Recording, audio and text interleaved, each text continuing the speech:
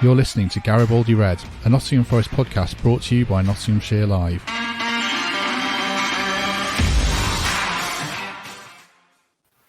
Hello, welcome to Garibaldi Red. The transfer window has finally closed and Nottingham Forest have completed a summer like no other with 21 players coming in, although it's likely to be 22, and 28 leaving either permanently on loan. So we're going to discuss all that, plus an Erling Haaland masterclass and a massive game against Bournemouth.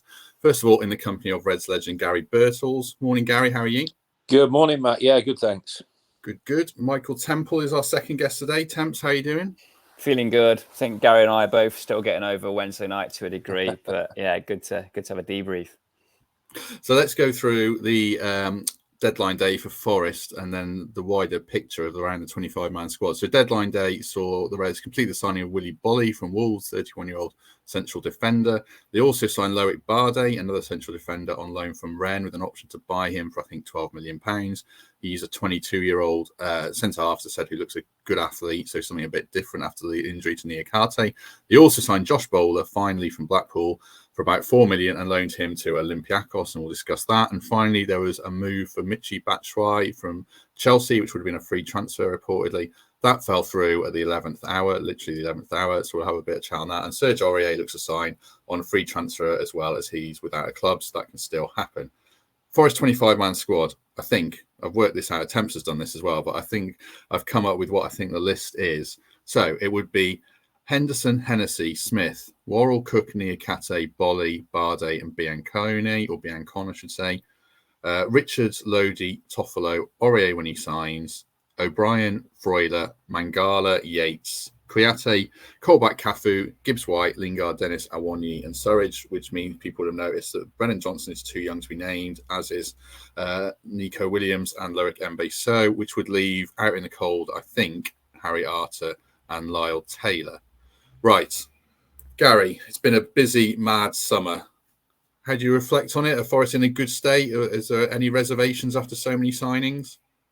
No reservations. I think it had to be done. I think you've got to give the owner, Mr. Marinakis, credit again.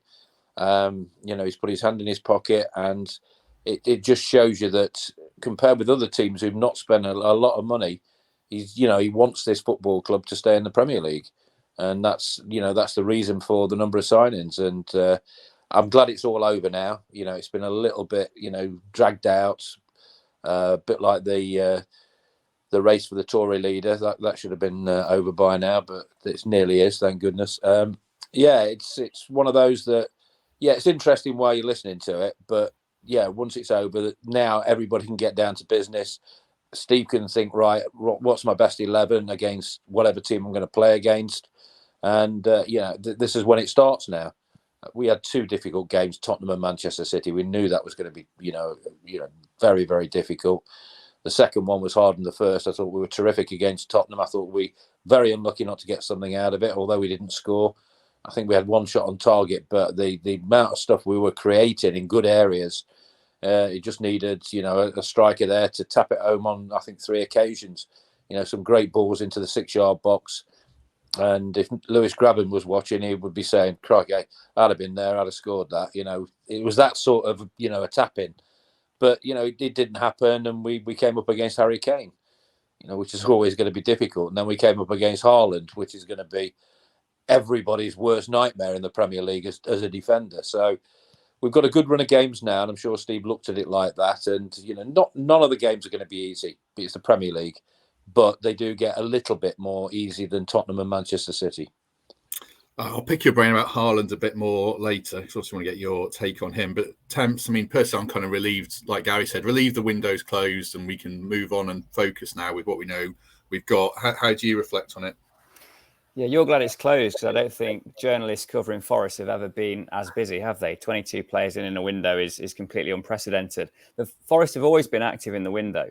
And since Marinakis ownership has begun, we've had multiple players in and out at every possible opportunity. And if this had gone on for another week, I'm sure we'd be making more signings. So there's no surprise there, in the sense that there's always been resource for the man in the chair at the time and the football department at the time to bring in the players that they wanted to bring in.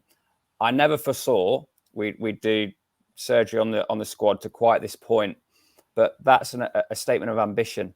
And they've looked at players like Keenan Davis. They've looked at players like James Garner to an extent and decided, no, we perceive we can sign better players. And that's a hard adjustment for us because we watched Forest win all those games last year and do well with those lads in there. But to survive in the Premier League, you have to be brutal. You have to cut players that have done a good job for you in the past. And it's a famous Fergie line, isn't it, about the hardest part of his job, getting rid of good players to bring in better ones. And that's what this ownership group and the football department have done. So the level of business has been unprecedented. We've seen major surgery on the squad. We're looking at the 25, which I've got written down in front of me here, Matt, with all kinds of options.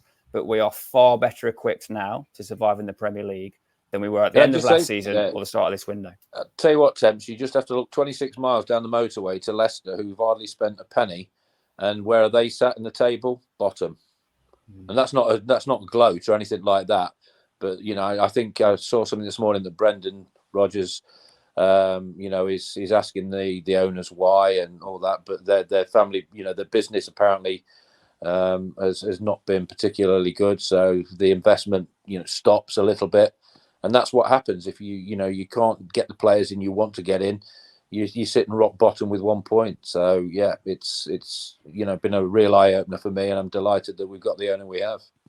Temps said survive there, Gary, in the Premier League. I mean, that would still be very much my aim, and aim for the top of the bottom third type things, 12th, 13th to 17th or something like that. I mean, is that still the realistic aim for you, or should they be aiming higher? Well, I just think you have to look and see what's been spent so far. We're talking about this the other day. Manchester City spend 50 million on a player. We spend 10, 15 million on a player. That's why Manchester City are on a different planet to everybody else, because their investment from from their owners is just incredible, and it showed in the game, in the week. But I just think the progression is the important thing. If you can stay in the Premier League, and the owner still wants to stay with the club and progress again, which I think he does by the the look of it, without a doubt, because the stadium is going to be improved, then that's the way to go about it. It's small steps. You can't just take a giant leap straight away. You've got to think and structure it right and get everything off the pitch right. And I think that's what they're trying to do, and they're doing a very good job of it. So many deals, obviously, Temps, but if you were to pick out the one or two that you think are the standout ones, who would you be going for? The standout deal for me is Dean Henderson on loan, and watching Man United scramble for goalkeepers last minute yesterday was a symptom of that. I think we've signed Man United's best goalkeeper on loan for the season. The penalty saves, the presence in the box. There's been a couple of instances where his distribution was off the boil against Man City, but I think in general we've got a keeper that can play football. I think it's really shrewd. We got in there early, made the offer, made him feel loved, and he's one of only a handful now of automatic picks for the rest of the season. He's Forest's best bit of business in this window. What about you, Gary? Well, I always look at strikers. We've not seen a lot of either of them yet. Dennis Orowomye, obviously scored a goal against West Ham. It's about this squad gelling and getting a chance to work together, and that opportunity is coming up now. And of course, I think it's so important now these next few months because of the World Cup, November, December, that September and October, we've seen the games we've got coming up, and we've just got to put points on the board and put ourselves mid-table at least. And I think we can do that with what I've seen so far. You look at, you mentioned Haaland. I mean, that lad. I mean, he's not old. I watched him all through that 90 minutes at the weekend, in the week, and at times he didn't look interested, and he looked a bit, tired. But he was always behind Forest's last man. He was always about a yard behind, offside, in an offside position. But as soon as he saw something materialising, he came alive. He got inside, he arced his runs. He's strong, he's physical, he's aware in the box. And the 3 goals he scored just proved that. And he said he'd only signed for 2 clubs in England, Forest or Manchester City, and unfortunately he chose them. But yeah, that's what you get when you pay the big money. I mean, 52 million is a snip You know, when you think Fofana went for 70, I know there's add-ons and everything, but he could get 30 plus this season if he stays fit easily, because he's that good. And that's what keeps you at the top of your profession. People who score goals keep you in divisions. You know, that's why strikers get paid big bucks, because they do the most difficult job in the game. And I think that's going to be maybe, you know, what we'll all be looking at when the strikers do get the opportunity to see, you know, what they can do, how consistent they can be at this level. And I'm really looking forward to seeing that. On the transfer side, I suppose you have to cast a critical eye as well as give out praise. I mean, in terms of kind of negatives or question marks, well, I'll go first because I stick my head above the parapet. There are a couple of things that concern me. I think the Batshuayi deal, nothing against the player, but I feel like we've dodged a bit of a bullet there, because would he have been an upgrade on what they already have? I'm not so sure. You'd have had, you know, a Wonyi and Dennis wouldn't have signed for Nottingham Forest thinking, hang on, there's, you know, all these other players coming in. I think it would have presented Steve Cooper with as many headaches as positives if Batshuayi had come in. So I'm quite relieved with that. And I'll ask about Sam Surridge in a minute, but I'm pleased he's still here. And then there's a lot of centre halves at the football club now, you know, with, I think there's 9. I like the Bardet signing. He's a good athlete, and I think he's what they needed after Niakate got injured. But the one that I would question is Bolly. A lot of Wolves fans messaging me saying his legs have gone after having injuries and COVID. He's not the quickest. He fits a very similar profile to the defenders we have. So I think he'll play a few games initially, but I don't know if he was a step too far, if Forest have just stockpiled a little bit too much there. And Aurier doesn't really inspire me either if he comes in, a player who's going to be on a lot of wages to hopefully be a backup to Nico Williams. And Spurs fans use the word liability a lot around him. So hopefully he comes in and does well for us when he does sign. So that's my negatives and slight concerns, but overall very much in the positive camp. And, you know, like Gary said, an overwhelmingly successful window otherwise. What about you, Temps? Yeah, so my number 2 pick for signing of the window would have been Nico Williams. So focusing on backup to him for me is a bit of a waste. Where we've got Biancon sat behind him waiting for an opportunity. So, yeah, I would have done without Aurier. I'll back you as well. Glad we missed out on Batshuayi. I remember him taking us apart in the cup game at Chelsea a few years ago. But lots of clubs have looked at him over several windows, and while he's had loan moves, he's never quite presented himself as a 15 goal a season man in the Premier League, which is what we need. So I'd rather give those minutes to Dennis and Awani for sure, and we'll cry no tears for missing out on him. We're stockpiled at centre half, aren't we? And I wonder what the plan is for Cook now. If we think Bolly is Cook by another name, and he's come under pressure after the manner in which he handled Kane at the weekend, then that feels potentially like a bit of a knee jerk. I've not seen Bolly play, so I'll reserve judgment until I have seen him play. But I don't think he's in my starting 3.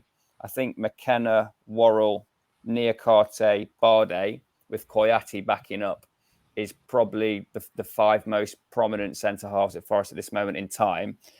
If there is a slight imbalance in the squad, it is that stockpiling at centre half. So we'll see who earns those shirts and whether they can hold on to them. But clearly Niakate is a miss.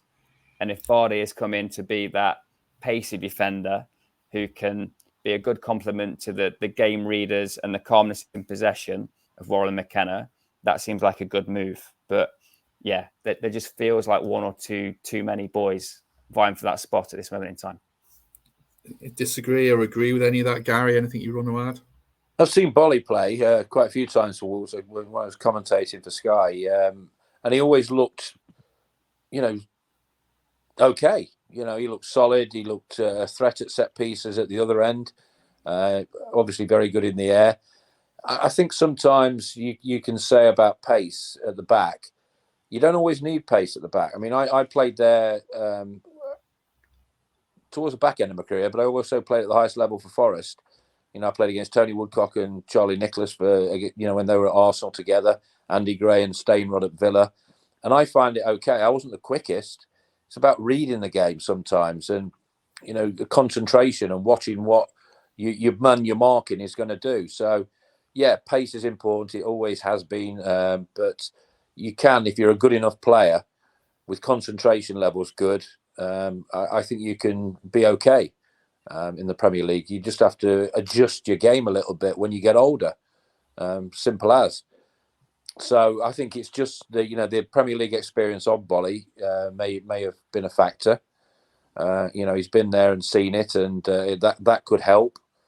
And you always need defenders because if you do get injuries around a very busy period, then you could be in trouble because you're then manoeuvring players into positions that aren't their positions. The versatility thing comes into it. So I think you've got to try and cover every base a little bit. And the one concern maybe is still up front a little bit. But that we'll have to see on that one. You look at other clubs, the strikers they've been bringing in, they've been able to afford bigger, transfer fees for, better players up front. So it all depends on supply as well. I think against Tottenham, we got in some great areas. I thought the creativity around the box was terrific. I think sometimes we overplayed it a little bit.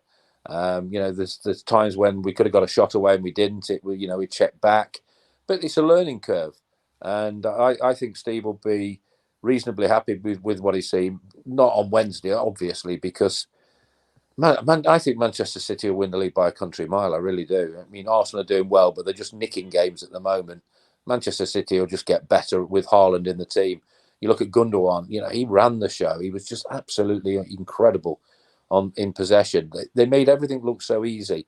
And what they did better than anybody I've seen for a long time since the great Barcelona team is they were great without the ball.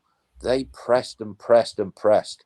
They wanted that ball straight back. They never gave any of our back three a moment to, bring it out from the back. It was always pressure, pressure, pressure. And that you could see Guardiola, that's what he wants. He's not bothered if his team make a mistake doing the right thing, but he wants that work rate. He wants that off the ball activity, and every man does it. Foden does it. Not one player gets away without doing it. Maybe Haaland, but that he's a different thing altogether. I would say that Pep Guardiola would say, right, okay, just do what you do. The rest of us will look after your work rate a little bit. And I fully understand that because he is incredible. We all said, it's only the German league, but Dortmund, but 9 goals in 5 games, not bad, is it? Yeah, I'll come back to that in a bit. And I thought Silva as well was brilliant, and Foden, as you say, they're just another level players. One other thing I wanted to ask you, Gary, just coming back to the signings. Then you mentioned about not having a striker. You're a big fan of Surridge, and you mentioned Batshuayi. I mean, are you still pleased that Sam's at the club, or would you have rather had Batshuayi come in and Sam go out on loan? Well, Batshuayi, didn't he do well? Was it in Turkey? He was in just lately? Yeah, 14 goals last season, which is okay. He had a really good spell at Dortmund on loan a couple of years ago, and then he's had one good spell at Palace and one bad spell at Palace, and never really settled at Chelsea. But he's done well for Belgium, so I think the joy was a bit out on him. But yeah, you were keen on him.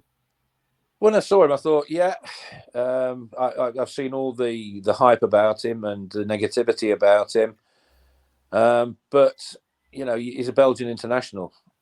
And in that great Belgian team, and he got 14, 15 last season. He's capable. We know he's capable. It's just on the whim of does he fancy it? Is he come into a club?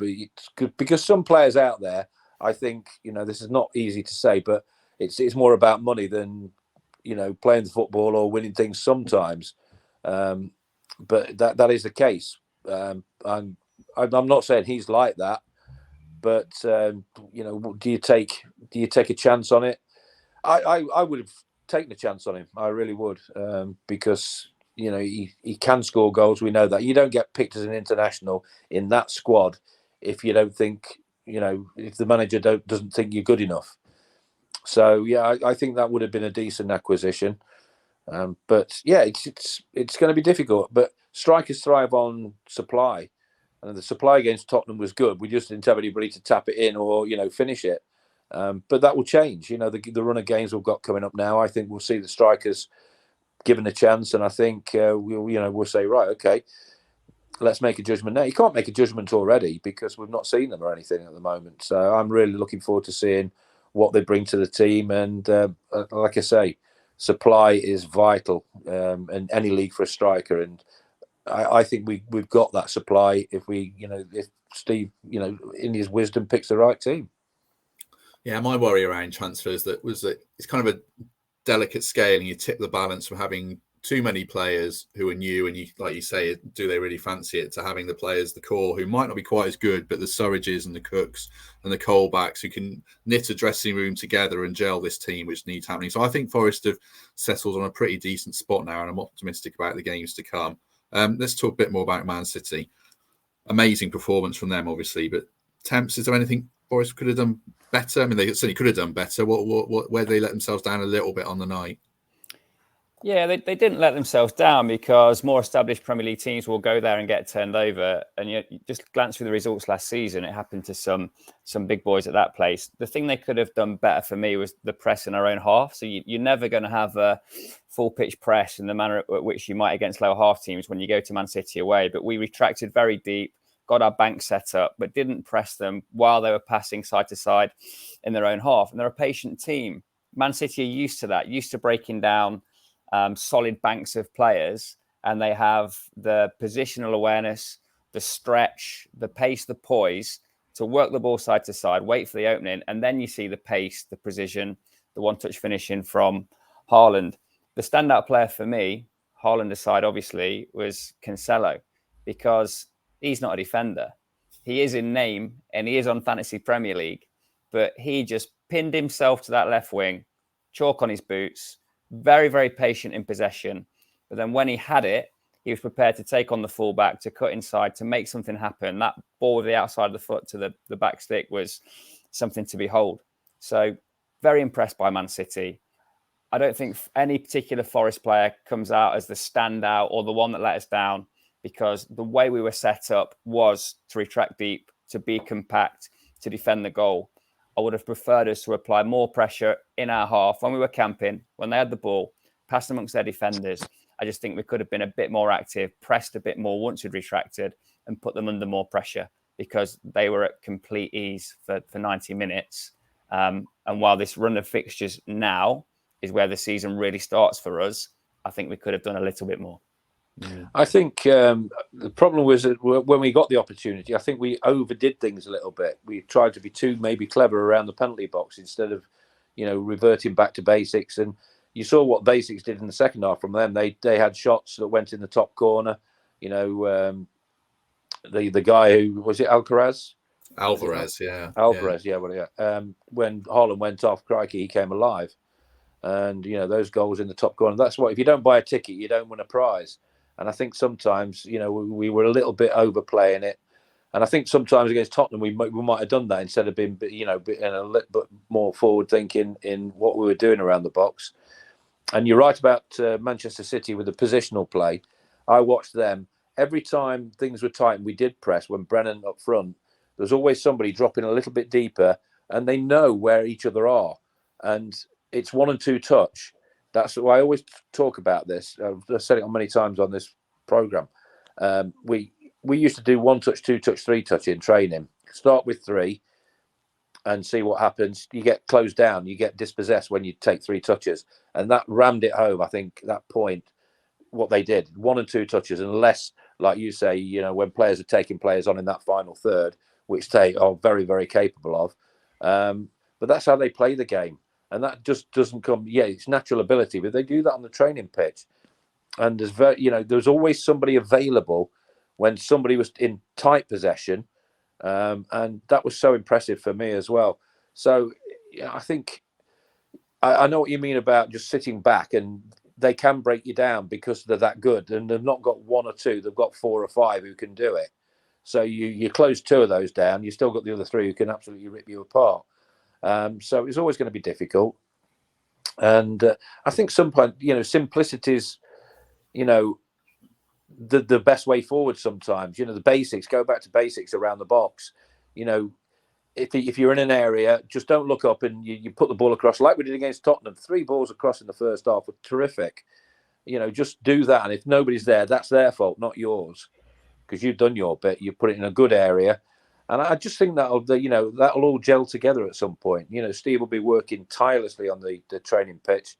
because I've seen, him work tirelessly on the training pitch. And I just think the run of games coming up could be a real eye-opener for us. And I think the confidence won't have been knocked that much against Man City. But I have to disagree with you about their best player, apart from Haaland.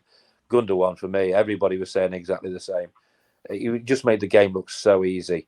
And I was sitting with I was a guest at Manchester City. Garry, who I used to play with at England under 21s, asked me to come up, and it was a really good night. And I sat with the Man City fans around me where the hospitality was. And I said, well, what about the Palace game at the weekend? You're 2-0 down. And he said, to be fair, they're doing no better than Forest are doing tonight. He said the 2 goals they got, one was from a corner and one was from a free kick. He said that's all they had. So, it wasn't as if they were, better than Manchester City. It was just like a couple of set pieces they did well on. And that was coming from a Man City fan. So no need to panic whatsoever. Just look forward to the next few games, and I think we'll all be smiling. Yeah, I mean, I'll add another name into the list, and I thought, Rodri as that base of the midfield just kept things ticking over, and another exceptional play. I mean, Greg in the comments, Greg Orr makes a good point that City's in a 5 to 7 year evolution under Pep Guardiola, and Forest are going to take that time. The only thing I would like Forest to do, I'm not saying hack players down, but like Temps, is get a little bit closer. I don't think we gave a foul away in the game. This is what somebody said. When was it? Yesterday? There was only one booking. Yeah. I'm not saying get loads of bookings, but, Yeah, one booking. It's just... I like what Brennan did to Richarlison, when he went in there and just took him out. I thought, fair play to you, Brennan. He deserved that. Stop being, cocky, arrogant. And to be fair, Conte wasn't happy with what he saw in that as well. A player of that talent, to take the mickey a little bit like that. So good on Brennan that he'd had enough of that and took him out a little bit. Yes, I thought the same, as we discussed on Monday's podcast. David Prutton was on Monday, Garry, and he said he would have done exactly the same. And I think he tried a few times in a Forest shirt as well. Whether he got close. He tried with the referee as well and got away with it. No, he didn't get away with it, did he? He got sent No, he didn't. No, he didn't. Right. Let's move on to Bournemouth then. I mean, a bigger game, Temps, in a lot of ways than the City game. Yeah, because it's winnable, isn't it? League starts now for me. So Bournemouth, Leeds, Fulham, Leicester, Villa, Wolves, Brighton. That's the kind of run of fixtures where we can now impose our style of play, be slightly less concerned about how the opposition are going to line up and more of what the real Forest are going to be this season. Because Steve Cooper doesn't really tinker, or didn't last year. He kept faith with 16, 17 players and a system that seemed to work again and again and again. We've had some tough fixtures. We've had the toughest fixture of the year behind us now in the rearview mirror. So let's look forward and get going with these. So I think we'll see some consistency now. I think we'll have more insight into what Cooper thinks his best side is. And while there will be some tinkering by virtue of the fact he's got a bigger squad to play with, don't expect him to be chopping and changing in quite the manner he has to this point. So yeah, it's been difficult for me to try and pick a team for this one. I think the wide boys are locked in with Williams and Lodi. Henderson's a banker, obviously. There's questions in the comments about McKenna and Worrell, but they're not dropping out of this side anytime soon. They set the tone in the dressing room. They're firmly established as what the Forest mantra way of being is. So while the jury's out for one or two people, it's not out for me, and those two will start. I think we'll see a debutant between them. I think it could be Bolly or Bade as that third centre-half. Midfield 2, really tough. I've gone for Freuler and O'Brien. I think Yatesy's got the best chance of breaking into that, but I want to see that combination established. And then in a slight change up top, I've got Gibbs White in behind Awani and Dennis, who I think has earned a start. And I think Brennan could be extremely powerful from the bench in this game and have a big role to play. But I think Dennis has done enough to earn a start. I tell you what, Temps, I think you when we looked at the fixtures before a ball was kicked, we saw Newcastle, West Ham, and people were saying, I think I've said this before, oh, what a good start that is. But you forget what Eddie Howe did last season at Newcastle, and you forget how David Moyes has moulded that West Ham team into a team that challenged at the top of the division. And then we got Tottenham and Manchester City. And funnily enough, after all these, Everton looked like the easiest game. Who would ever have said that Everton was going to be an easy game in the Premier League? But that's how it transpired. We probably should have hung on to those 3 points, but we didn't. We got a point. And 4 points at the moment out those games, I think, then the fixtures to come, I think that's not bad. Leicester have only got one. The team, Man United were below us, Liverpool and Everton. Everton are still below us.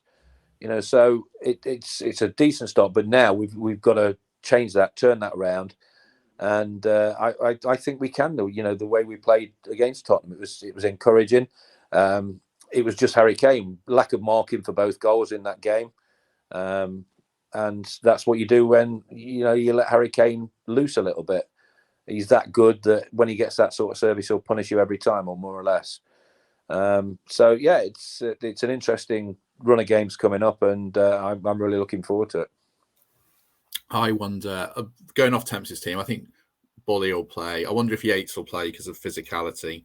And I would certainly play Awoniyi. Just look at Bournemouth, and they're slightly different to the Premier League teams, aren't they? We saw that Villa game. I mean, they just kind of bullied Villa in the first match. Set pieces, get the ball into Moore. Kiefer Moore is a different kind of game.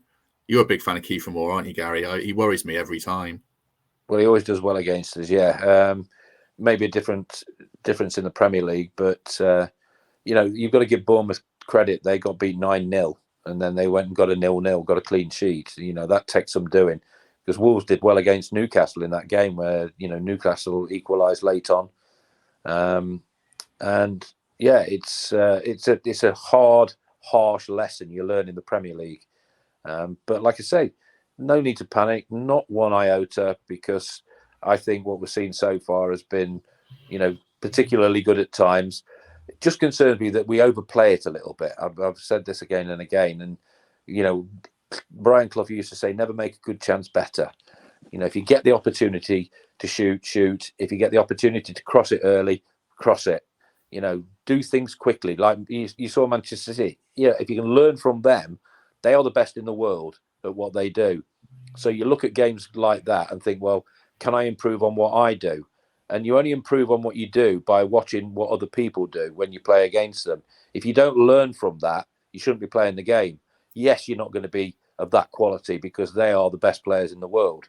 And you have to, come up against that.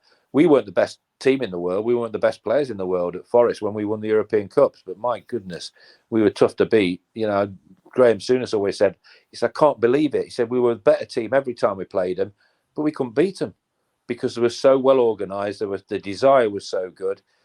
And that's the ultimate compliment. And that's what you have to do when you're playing against better teams. You have to dig in. You have to, concentrate so much. You can't concentrate for 88 minutes. You have to concentrate for 90 minutes, because you switch off 1 minute in a game or 30 seconds in a game, that lot will punish you. We saw that against Man City. It's only a fraction of a second that you can switch off for. That's all it takes for somebody like Haaland to punish you. So I think it's a big learning curve, one that the players are very, very well versed to be able to do. And I'm just delighted the squad's as big as it is, because, things do, you get suspensions, you get injuries. There's a lot of, versatility there to come in. And we only played Manchester City once more, so, one's out the way. You just don't want to, concede a lot of goals against the better teams. It's. I think it'll be productive in the next few weeks, and just hope we go into the World Cup period with mid-table. I'll be delighted with.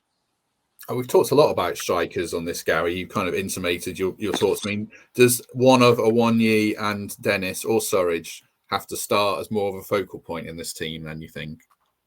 Well, I think that'll happen now. I think maybe Steve looked at. I've not spoke to Steve about it at all, but you've just got to try and second guess why.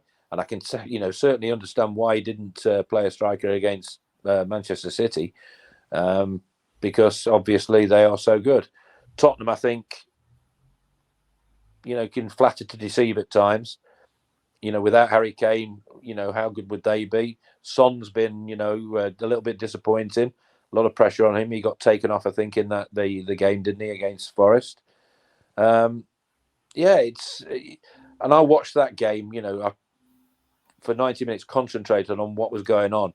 And what I saw from Forest, I thought was really good, for a team that's just got promoted. And you look at Fulham, how they've started the season as well. They've not done bad. They've come in. Mitrovic never got a chance in the last time they went up, but this time he's being played and he's scoring goals.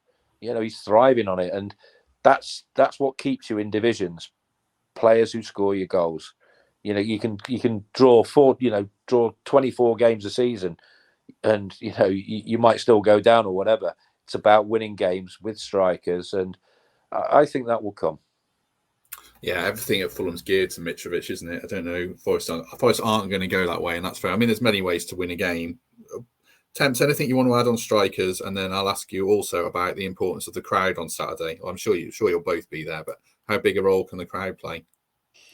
On the strikers, just that they're all slightly different and there are different ways to score goals. So we've seen enough of Awani, Johnson and Dennis now to appreciate that perhaps none of them are out and out as the automatic starter. They all bring something slightly different to the table. They'll all have a role to play. But as Garry knows more than anyone, what will allow them to keep their shirt for a period of time is goals. That's what they're being judged on, not the positions they're getting into, not even necessarily the link-up play. The focal point of this team for the strikers will be goals. And ultimately, the player that settles into their rhythm quickly and has a streak of scoring will get the backing of the manager. In terms of the atmosphere at the City ground and the role the fans have to play, the praise we're getting when we go away is incredible, isn't it? I think every home team is full of praise for the noise that we make, for sticking with the team, for not leaving early. And that was evident for Garry and I to see when we were in Manchester on Wednesday. Forest outsung the home team by 10-1, and there wasn't much atmosphere to speak of in the ground that's watching one of the best strikers in the world score a hat-trick. I thought the home fans were a bit flat. Contrast that with Spurs and West Ham at the City ground, and it's deafening. From Mullif Kintyre onwards, we look to create an atmosphere that the players feel comfortable in, and I'm sure that'll be out again in force on Saturday. And I'm backing us to beat Bournemouth. And I think it'll be more comfortable than people think, because the levels that we found in victory over West Ham and even in the defeat against Spurs should be more than enough for them to cope with. And I'm confident this will be 3 points in the bag come Saturday afternoon. Well, I'm commentating for Sky on it, so that'll be an interesting afternoon for me. I'll ask you two questions then, Garry. First question, is a point a bad result if they come out of it with something on the board after that jobbing at Man City? And then second question, how do you commentate on Forest without letting your biases slip through? I can do that. It's called professionalism, Matt, something you don't really know much about. No. I'm sat here with a picture of Steve Cooper behind me, so no. Yeah, I'm only joking. I think a point to be disappointed against Bournemouth, and that's no disrespect to Bournemouth one little bit. We saw... I think we were done a little bit at Bournemouth, the 1-0. We were done when the game was called off. It should never have been called off. We know why it was. And then to be done by the linesman, was it the Greek linesman? I mean that was onside. It was a penalty, onside, and it should have been a penalty, and it wasn't. So that put us in the playoffs. So we were that close to beating them in the Championship, and the quality of the players we've brought in, maybe compared with them, is superior. So yeah, I think 3 points is there massively for the taking. What about the Scott Parker factor? Well, I don't even know who's in charge of Bournemouth, actually. I'll Google that while you're talking. I mean, does that change the picture, Temps, them having a change of manager? Yeah, of course it does, because it wasn't part of the plan at the time. So you're going to have a dressing room there, half of which were loyal to Scott Parker because they've had a good time with him, probably most notably last season, and half of whom were frustrated because the team was losing and they weren't necessarily in it. So every time a manager changes, there's going to be a bump for some players who feel it's a time for them to be looked at again, and their lot might improve. And you're going to have those that were loyal to him that feel slightly hard done to and in a bit of disarray. So good time to play them. I think Forest are far more settled in their way of thinking. The link between manager, fans, players is there for all to see. So, yeah, in that sense, because of the results they've had and because Parker's out on his ear, this is the perfect time to play Bournemouth. Right. Gary O'Neill, I should have said, is the caretaker manager, and he was on the coaching staff when Jonathan Woodgate came in. So there is a bit of continuity there. Was Parker hard done to, Gary, do you think, or not? I think so, but I don't think it was just the result. I think it was in the papers that he was complaining about lack of activity in the transfer market. So I think that was the major factor, combined with the 9-0. So that's the way it goes in football. We know it's harsh. We've already talked about players who get promoted from the Championship, being disregarded. Managers soon get short shrift as well. And it's never going to change. Really isn't. But they've got to get somebody employed pretty quickly, because you want that continuity now, from now until when the World Cup starts. You want to be in a decent position in the league before that happens. Sean Dyche has been mentioned, rightly so, because the fantastic job he did at Burnley and the way they treated him. That would be a good fit for me. But it's not about Bournemouth, it's about us. It's never about the opposition. Yeah, respect them, but it's about us. And Steve will put a team out there that he knows can go and beat Bournemouth, because we saw them at close quarters last season. I don't think a lot's changed with their personnel. I just feel that with the atmosphere there and the way we've started, I mean, the third game at the City Ground, West Ham, people say they're unlucky, but we did so much in that game where we could have, done a bit better in the final third again. I think that's the one area I think we've got to improve a little bit. When we do get in those positions, our decision making has got to be a little bit better. I think that's the one thing that I've noticed that hasn't been quite as good as it could be. So it only needs a little bit of tweaking, that's all. And it's so. And talking about bias, Jamie Carragher does it. Gary Neville does it. They all do. Don Goodman does it against Wolves. So it's about being professional. I'm not going to say Forest are magnificent or anything like that. But what I've been saying about the owner and everybody at the football club being everybody in the right position is completely and utterly true, as far as I'm concerned. I think everybody fits the bill in their jobs, and it's just great to see that, and long may it continue. Garry, I was just going to ask you for your front three combo there. Do you think we'll play two behind a focal point, or are you expecting two strikers with one in behind? And which three would you pick for this game? That's a good one. Whether he's going to play two up front, I'm not sure. If he was going to play two up front, you'd play Dennis and Owamyi. How do you pronounce that again? I keep getting it wrong. Well, I was told it was Awaniyi. Awaniyi. All right. Okay. Well, the boy they bought from Germany. Let's just and then maybe Brennan behind, and a free roller behind those two. Just be positive. Take the game to them.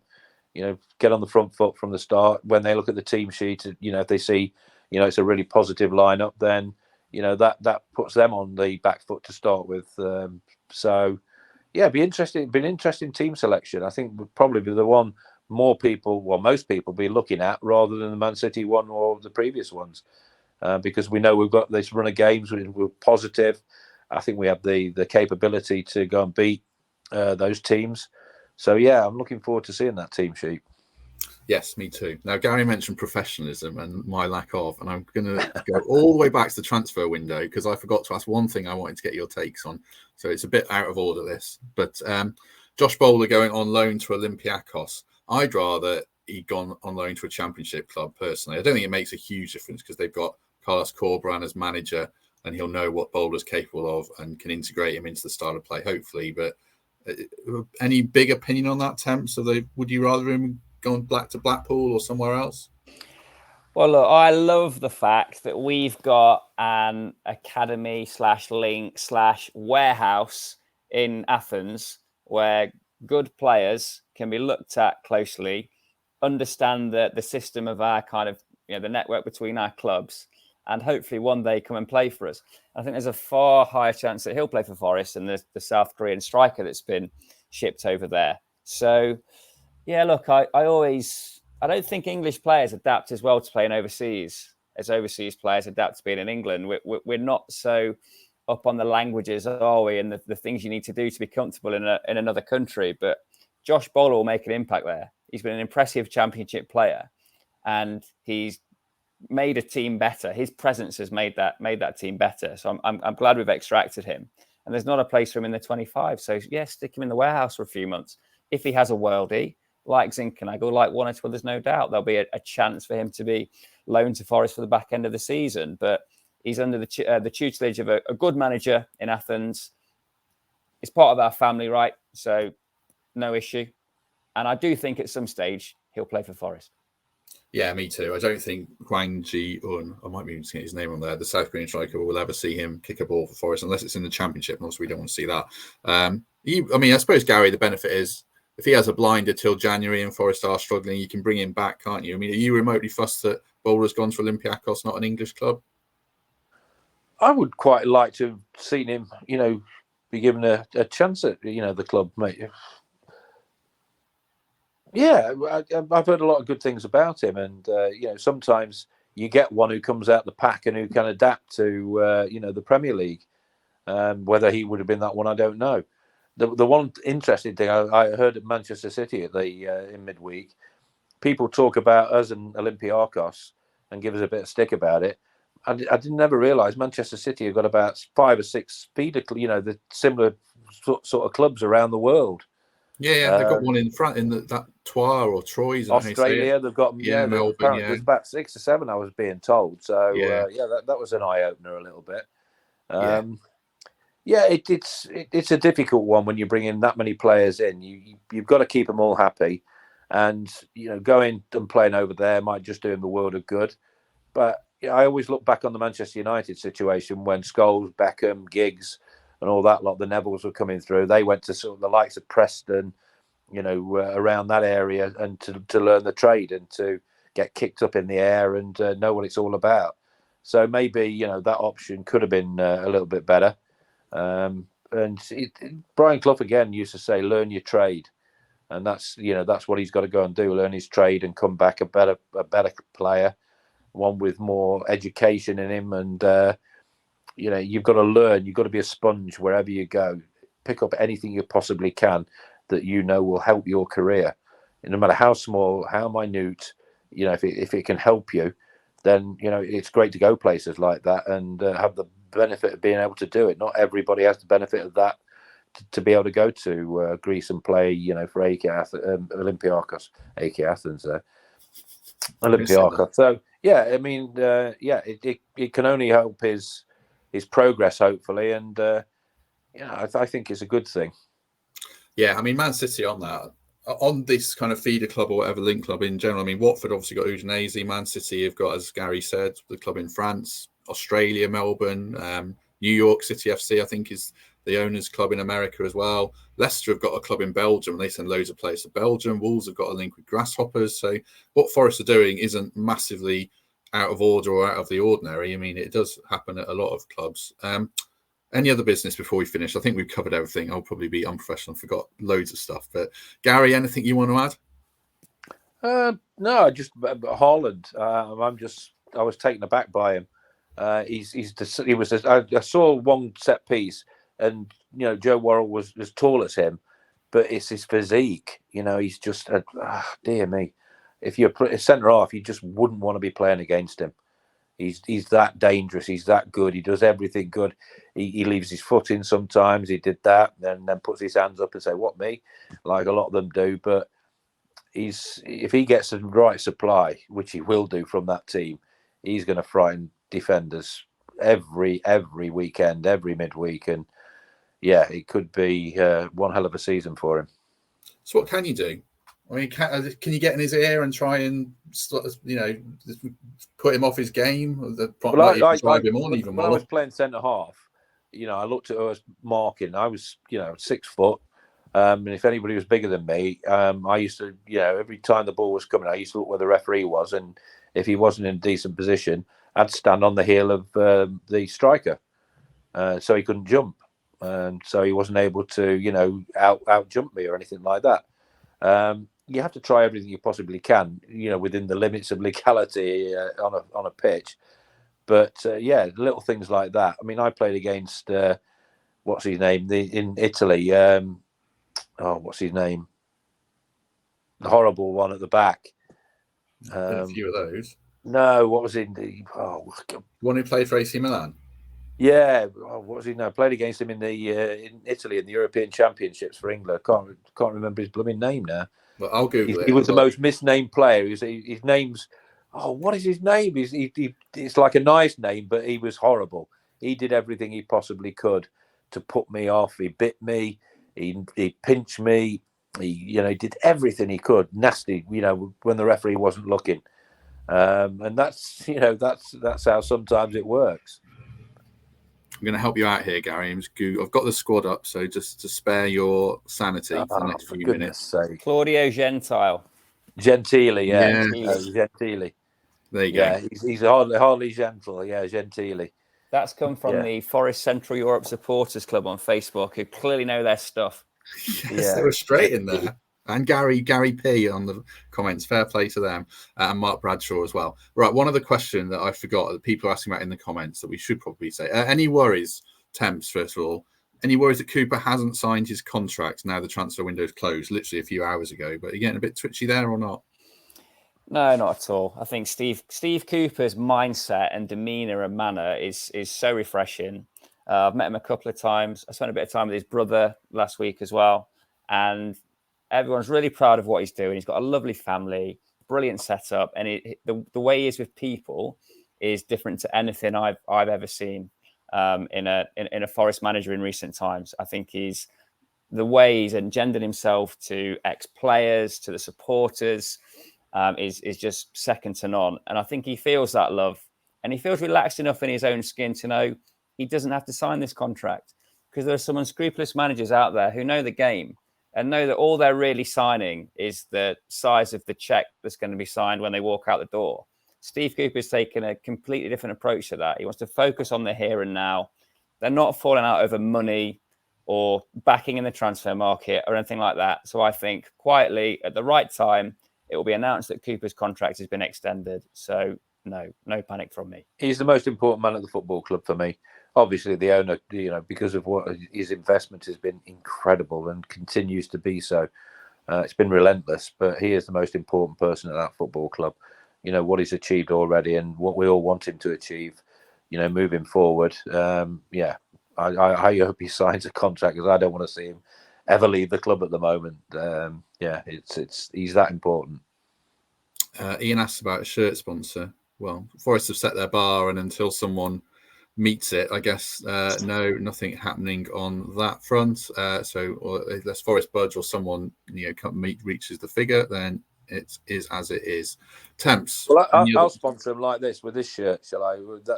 Have a new kit with this. Looks like the third kit, Gary. It looks like you beat me to it. It looks like the third kit. Yeah, it looks like the bus seat from the road to school in the 90s. Once a fan, always a fan. Absolutely. Temps, any other business? I forgot to come to you. Couple of last points from me. So first of all, Haaland was the captain of my FPL dream team. So I just wanted to mention Matt's Garibaldi Red Fantasy Premier League, and a shout to James Hawkes, who's number one with 387 points. And from what I can see, has made every selection decision correctly since the start of the season. So maybe James is the man we should ask about how Forest should line up at the weekend. And the second thing I wanted to mention was, if you get the chance to read Dan Taylor's piece in The Athletic today, which is one of the deeper dives into Forest's activity during the transfer window, and also some of the politics and just nuggets that go off at any football club, but worth the read of Dan Taylor. He doesn't always toe the party line. Excellent journalist, very, very credible, and says what he thinks. And I really enjoy reading his stuff. And I think the piece he's published in The Athletic today about Forest is well worth the read for every Forest fan. Yes, that is a good piece. Very interesting. I read all of it. Lots of insight, and I would recommend it. 387 points. I've got 331. That's impressive. And to the disgrace of my family, I signed Phil Foden this week, so I thought they might absolutely murder Forest, but he only got 4 points, so I probably got what I deserved, but I did captain Haaland. Right, Gary has no idea what we're talking about. I don't imagine you play Fantasy Premier League, do you, Gary? Not a chance. Not a chance. He's done it in the real world. He doesn't need to try and boost his ego in the fantasy world. Right. Thanks for everyone who watched along and dropped comments in as usual. I forgot to live stream this on YouTube. I thought I was, but it's just gone out on Facebook. So I'll upload that momentarily. So sorry about that. But thanks for everyone who joins. We'll be back on Monday in the company of Greg and maybe Gary. Someone else will join me. And hopefully the Reds pick up 3 points against Bournemouth. In the meantime, Gary, thank you very much. Pleasure as always. And Temps, thank you very much. Thanks, Matt. Cheers, Gary. Cheers, Matt. Michael. Yeah. If I was nice, I'd edit that, but I think I'll just leave it in. Thanks, everyone, and we'll see you on Monday.